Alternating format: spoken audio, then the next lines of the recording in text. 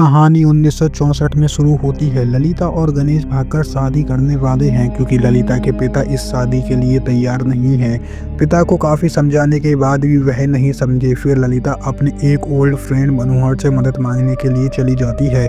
College time में मनोहर ललिता को पसंद करता था, तब उसे गणेश के बारे में नहीं पता था, लेकिन ललिता मनोहर को सिर्फ एक अच्छा फ्रेंड मानती है। इसी कंफ्यूजन में दोनों की आपस में फाइट हुई थी, लेकिन आज ललिता मनोहर से हेल्प मांगने के लिए आई है।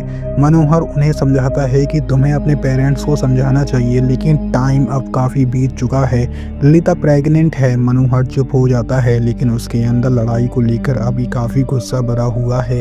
रास्ते में उन्हें एक गाड़ी दिखाई दी। बारिश की वजह से गड्ढे में वह धंस गई है।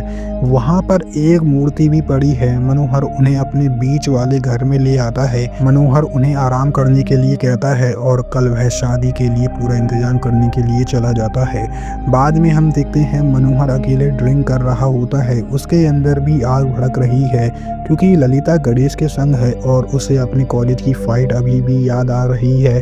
वह गणेश को जीतने नहीं देगा। इसके बाद वह गाड़ी में गया और गन निकाल ली।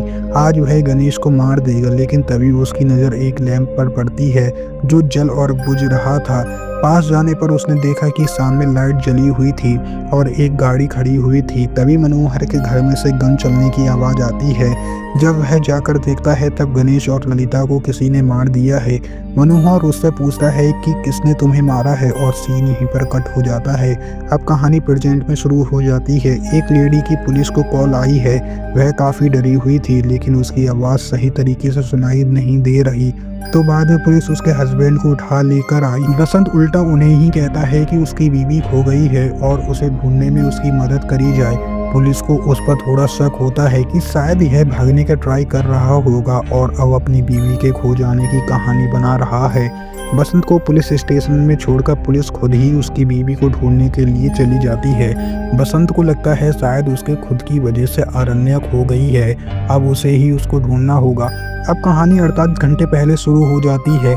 यहाँ हम देखते हैं अरण्या अपनी बेस्ट फ्रेंड प्रभा के साथ क्लब में आई है। बसंत भी अपने दोस्तों के साथ वहाँ पर आया हुआ है। हम वहाँ पर कुछ लोगों को देखते हैं जो लड़कियों के साथ बुरा बर्ताव कर रहे हैं। बसंत बड़े ध्यान से उन्हें देख रहा था, लेकिन वह कोई पंगा लेना नहीं चाहता।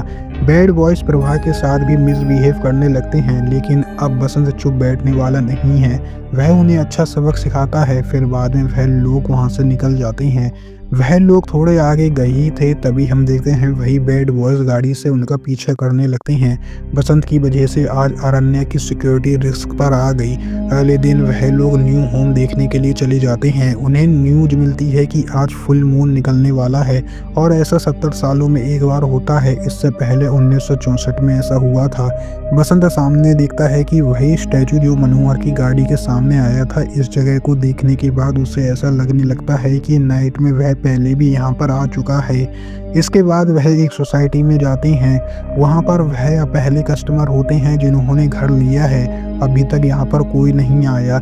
यहाँ पर सिर्फ घर एक जैसे ही हैं, यानी कि एक ही डिज़ाइन में बने हुए हैं। अरण्या स्टाफ से स्टैचू के बारे में पूछती है तो वह बताते हैं कि आज से 30-40 साल पहले कुछ लोग स्टैचू को लेने आए थे, लेकिन जब भी वह आते उनकी गाड़ी खराब हो जाती। तो लोगों को लगा कि स्टैचू में कुछ खास बात है और तब से वह स्टैचू वहाँ पे स्टैब्लिश कर दिया गया है। रात को हम देखते हैं बसंत के लिए एक गिफ्ट आया है, लेकिन अजीब बात तो यह है कि उन लोगों ने इस जगह के बारे में किसी को भी नहीं बताया, तो गिफ्ट यहाँ पर कैसे आ सकता है। गिफ्ट में एक तस्वीर थी। अरण्या तो सोच रही थी कि हमें गिफ्ट देने वाले का पता लगाना चाहिए, लेकिन बसंत कहता है कि हो सकता है हमारे किसी करीबी ने भेजा हो। आधी रात में हम देखते हैं बसंत का एक फ्रेंड सुरेश उससे मिलने के लिए वहाँ पर आता है। वह काफ़ी घबराया हुआ था। सुरेश उससे कहता है कि तूने तो ही मुझे कॉल करके यहाँ पर बुलाया है, लेकिन बसंत ने तो उसको कॉल किया ही नहीं था। सुरेश का मोबाइल अभी गाड़ी में है, इसलिए वह उसे प्रूफ दिखा नहीं पाया। इसके बाद वह वहाँ से चला गया। अरण्या और बसंत थोड़े कंफ्यूज हैं कि सुरेश ऐसा बिहेव क्यों कर रहा था। थोड़ी देर बाद हम देखते हैं वहाँ की लाइट चली जाती है। सिक्योरिटी के लिए वहाँ पर अभी कोई भी नहीं है। बसंत ने सिक्योरिटी को कॉल लगाई तो उल्टा उन्होंने उससे कहा कि आप खुद ही जनरेटर को ऑन कर लीजिए। इसके बाद वह दोनों जनरेटर को ऑन करने के लिए चले जाते हैं। लाइट आने के बाद फिर से वह फीलिंग करने लगती है। तभी वह कुछ सीन देखता है जिसमें अरण्य और वह आपस में फाइट कर रहे हैं, लेकिन अब तक ऐसा कुछ नहीं हुआ है। बसंत जब से यहाँ पर आया है उसे अजीबोगरीब चीज दिखाई दे रही है। अरण्य उससे बात करने का ट्राई करती है, तभी वह डर जाती है क्योंकि उसने पीछे से किसी को देखा था, जबकि इनके अलावा यहाँ पर कोई नहीं रह रहा। इसके बाद वापस से वह लोग घर में आ जाते हैं। अरण्य खिड़की से देखती है कि सामने एक घर में लाइट जली है। बसंत अकेले चेक करने के लिए गया, लेकिन तब तक लाइट ऑफ हो चुकी थी। विंडो के बाहर जलता हुआ सिगार पड़ा हुआ है, यानी कि यहाँ पर कोई आ चुका है। बसंत वापस से घर में आ गया। उसने इस बारे में अरण्य को कुछ नहीं बताया, वरना वह खामखा डर जाएगी। थोड़ी देर बाद फिर से सामने घर में लाइट जली। इस बार दोनों देखने के लिए गए। घर पर जाने पर उन्होंने देखा कि घर में रखा हुआ सामान बिल्कुल वैसा ही है जैसा उनके घर में रखा है। खिड़की से झांकने पर उन्हें दूसरे अरण्य और बसंत भी दिखाई दिए। यह देखने के बाद तो वह काफी ज्यादा शॉक हो गए। फिर वह वहां से भागकर अपने घर गए। बसंत को लग रहा है कि यहाँ पर कोई थर्ड पर्सन है जो उनके माइंड से खेल रहा है। बसंत उसे सिगार के बारे में बताता है कि वह वहां गया था और उसको वहां पर सिगार मिला। अरण्या एक बॉक्स उठाती है जिसमें नए सिगार रखे हुए हैं। अरण्या ने यह गिफ्ट बसंत के लिए मंगवाया था और ऐसा गिफ्ट पूरी इंडिया में कहीं पर नहीं है। बसंत को लगने लगता है कि कोई उन्हें देख रहा है, इसलिए वह दोनों गाड़ी में बैठकर वहां से निकलने लगते हैं। लेकिन वह भागने का कितना भी ट्राई कर ले, बार बार एक ही लोकेशन पर आ जाते हैं। बसंत को सामने एक गाड़ी की बैक साइड दिखाई देती है।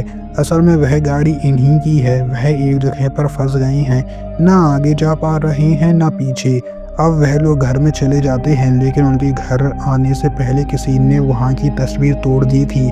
वह लोग इतने परेशान हो गए कि अरण्या ने कॉल करके पुलिस को यहाँ पर बुला लिया और बसंत ने भी अपने फ्रेंड को कॉल करके तुरंत यहाँ पर आने को कहा। वह कहता है कि जब से सुरेश यहाँ से गया है तब से यह सारी चीज़ शुरू होने लगी है, लेकिन सुरेश कहता है कि मैं तो अब तक आया ही नहीं। यह जानने के बाद तो बसंत शॉक हो जाता है। तभी हम देखते हैं मोमबत्ती की वजह से वहाँ का पर्दा जलने लगता है। वह लोग जल्दी से आग बुझाते हैं। जब यहाँ की लाइट वापस आ गई थी तब अरण्या ने सभी मोमबत्ती बुझा दी थी, तो यह अभी तक कैसे जली रही। वह लोग खिड़की से देखते हैं तो सामने घर में भी पर्दे में आग लग गई है, यानी कि वह अपना बीता हुआ समय देख रही हैं। बसंत यह सब कुछ कंफर्म करने के लिए अपने घर की लाइट ऑन ऑफ करने लगता है। सेम चीज़ दूसरे घर में भी हो रही थी। बसंत उनसे बातचीत करने के लिए एक नोट लिख देता है कि हम लोग फ्रेंडली हैं। बसंत उनके घर के नीचे नोट रखकर चला आता है, लेकिन वापस आने पर उन्हें अपने घर में ही नोट मिल जाता है, यानी कि कोई दूसरा घर है नहीं। लेकिन सामने तो हमें घर नजर आ रहा है। बसंत इस बार फिर से नोट लिखता है, लेकिन वह अकेले ही नोट रखने जाएगा। घर पर अरण्य अकेले ही रहेगी। बसंत जाने वाला था, लेकिन तभी उन्हें एक लेटर आ गया जिसमें लिखा था कि मैं तुम्हें नुकसान पहुंचाने के लिए आया हूं। बसंत समझ जाता है कि हमारी दूसरी पर्सनैलिटी डेंजर है। थोड़ी देर बाद दूसरा बसंत उनके घर में पहुंच जाता है। उसके चेहरे पर मार्क बना हुआ था, यानी कि उसे चोट लगी थी। उसने घर पर आकर ओरिजिनल वाले को पीटना शुरू कर दिया। अरण्या ने एक बैट उठाकर उसे मारा और उसे वहां से भगा दिया। डुप्लीकेट बसंत वहां से चला गया। इससे बात तो यह साबित हो गई कि वह दोबारा से हमला करने के लिए यहाँ पर जरूर आएगा। बसंत ऐसे ही बैठना नहीं चाहता। वह बैट लेकर दूसरे घर में लड़ने के लिए चला जाता है।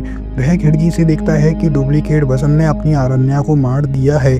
बसंत घड़ी की तरफ देखता है। वह नोटिस करता है कि यह मर्डर 1.5 घंटे पहले हो चुका है, लेकिन वह तो इस फाइट को मिस कर चुके हैं। वापिस वह लोग घर पर आ जाते हैं। घड़ी में चेक करने पर उन्हें पता चलता है कि अभी तो 1 ही बजा है, यानी कि यह फाइट उनकी होने वाली है और वह समय में पीछे आ चुके हैं। इस समय में वह लोग देखते हैं कि पर्दे सही सलामत हैं और वह अभी तक नहीं जले हैं, लेकिन वह तो पहले जल चुके हैं, जैसे कि हमें पता है।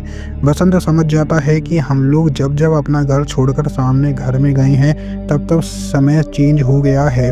इस समय को क्रॉस करने के लिए वह फिर से अपने घर से बाहर निकलते हैं, लेकिन इस बार तो वह टाइम में कुछ ज़्यादा ही पीछे आ गए। वह देखते हैं कि बसंत फ़ोन पर प्रभा से बात कर रहा है और बातों ही बातों में हमें ऐसा लग रहा है कि प्रभा बसंत के करीब है। ओरिजिनल बसंत और अरण्य यह सब कुछ देख रहे होते हैं। अरण्या इस बात को लेकर बसंत से लड़ने लगती है। बसंत उसे समझाने की कोशिश कर रहा होता है कि ऐसा कुछ भी नहीं है। बसंत से गुस्सा होकर वह वहां से चली जाती है। बसंत उसके पीछे पीछे गया, लेकिन तब तक वह लोग टाइम में खो चुके थे। दोनों अलग अलग टाइम में चले गए हैं। बसंत अरण्या को ढूंढते हुए अलग अलग टाइम में जाने लगता है, लेकिन हर टाइम में अरण्या अपनी बसंत के साथ बैठी हुई थी, यानी कि उसे अपनी वाली अरण्या नहीं मिली। बसंत काफी परेशान हो गया, वह जोर जोर से चिल्लाने लगा। तभी हम देखते हैं वहां पर पुलिस आ गई। अरण्या ने ही पुलिस को बुलाया था, जैसे कि हमें पता है। पुलिस को अरण्या नहीं मिली तो उन्होंने बसंत को अरेस्ट कर लिया। बसंत उन्हें बार बार समझाने की कोशिश कर रहा है कि उसकी वाइफ किडनैप हो चुकी है, लेकिन पुलिस उसका विश्वास नहीं करती। बसंत काफी परेशान हो गया, इसलिए वह पुलिस से फाइट करके वहां से निकल जाता है। बसंत को सामने वही स्टैचू दिखाई दिया और वहां पर उसे एक ओल्ड कार दिखाई दी। बसंत घर जाने की बजाय उस गाड़ी का पीछा करने लगता है। यह गाड़ी मनोहर की है, जो 1964 में ललिता और गणेश के केस में फंस गया था। बसंत उन्हें अपनी बात बताता है। मनोहर भी उससे कहता है कि 1964 में आज ही की जैसे फुल मून निकला था, तब गणेश ने मरते हुए उससे कहा था कि उसे मनोहर ने ही मारा है। मनोहर तुरंत बाहर जाकर देखता है तो दूसरा सेम मनोहर खड़ा था। इस वजह से ओरिजिनल मनोहर को सजा हुई थी।